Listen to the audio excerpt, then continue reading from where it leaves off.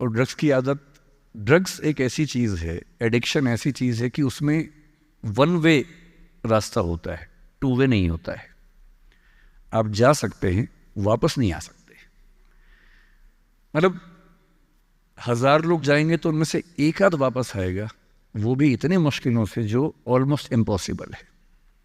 I have seen many such cases. Social welfare department से मेरे कई दोस्त ऑफिसर्स हैं, तो मैं उनसे जब पूछता हूँ बताते हैं, मैंने ऐसे लोगों को देखा है 10-10 साल से स्ट्रगल कर रहे हैं एडिक्शन से बाहर आने के, नहीं आ पा रहे, खत्म हो गए हैं। उस बच्चे को ड्रग्स की आदत पड़ गई कॉलेज में जाके, पेरेंट्स को पता ही नहीं था। तो जब पेरेंट्स को भनक लगी तो उसको दबाव बनाया कि तुम घर आ जाओ। अब वो जिस कंपनी में था, दोस्तों वाली कंपनी में, वहाँ अब ड्रग्स बहुत महंगे होते थे, पैसे घर से बहुत कम आते थे, जितने पैसे एक मिडिल क्लास फैमिली दे सकती है। अब वो घर से ज़्यादा पैसे मांगने लगा, पैसे मिलते नहीं थे, उसको अपने ही घर के लोगों पर गुस्सा आने लगा। तो एक बार वो अपने घर आया हुआ था छुट्टियों में, और वहाँ भी वो कुछ कुछ करता रहता था। उसके पेरेंट्स ने उसको बहुत समझाया कि बेटा ऐसा मत करो, और एक दिन इस बात पे झगड़ा बढ़ गया। भाई, आप पेरेंट्स की चिंता समझेंगे आज से 30 साल बाद, जब आपके बच्चे इस एज में होंगे ना, आपकी नानी मर जाएगी उस समय। नानी मरना एक मुहावरा है, इसका मतलब बहुत चिंता में रहेंगे उस समय आप। और उस दिन पता नहीं क्या हुआ, एक झगड़ा हुआ, क्योंकि जो एडिक्शन के शिकार हैं उनका दिमाग उनके कंट्रोल में नहीं होता है। यहाँ तक कि जो ड्रिंक करते हैं, ड्रिंक एक लेवल से ज़्यादा कर लें तो दिमाग कंट्रोल से बाहर निकलने लगता है। ड्रग्स में तो ये एलिमेंट बहुत ज़्यादा होता है। और आधी रात को उसने क्या किया, उसने अपनी फैमिली के 5 लोगों का मर्डर कर दिया। मर्डर। उसने खाने में जहर मिलाया, लगभग सब लोग उससे मर गए। एक मेंबर नहीं मरा क्योंकि उसने खाना खाया नहीं उस दिन, तो उसको उसने अलग से मारा। और ये बात है जब उसकी उम्र लगभग 17-18 साल की थी, या 19 के आसपास रहा होगा। उसके बाद वो जेल गया। मुझे उसके बाद से पता ही नहीं कि क्या हुआ,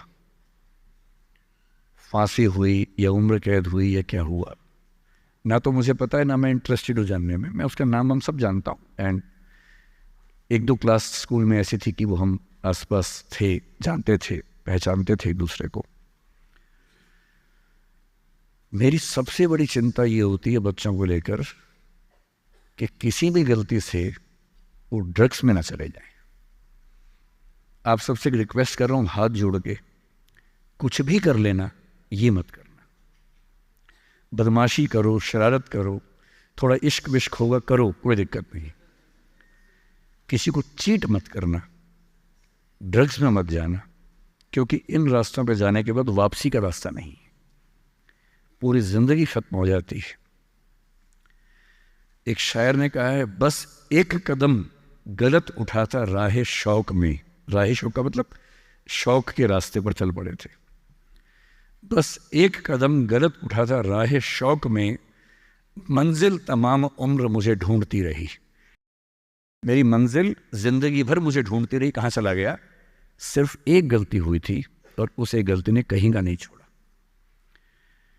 आपको लग रहा होगा कि ये तो पापा जैसा है, प्रीच कर रहा है हमें, पापा डोंट प्रीच वाला भाव मन में आ रहा होगा आप लोगों के, पर मेरा काम ही है, मैं क्या करूं। मुझे जितनी चिंता अपने बच्चे की उतनी आपकी चिंता है, तो मैं तो बोलूँगा। आप मानेंगे नहीं मानेंगे आपकी मर्जी है, लेकिन ईश्वर ना करे कुछ गलती हुई तो बाद में आप इस बात को याद ज़रूर करेंगे कि किसी ने समझाया था हाथ जोड़कर, और हम उसके बाद भी नहीं समझे थे।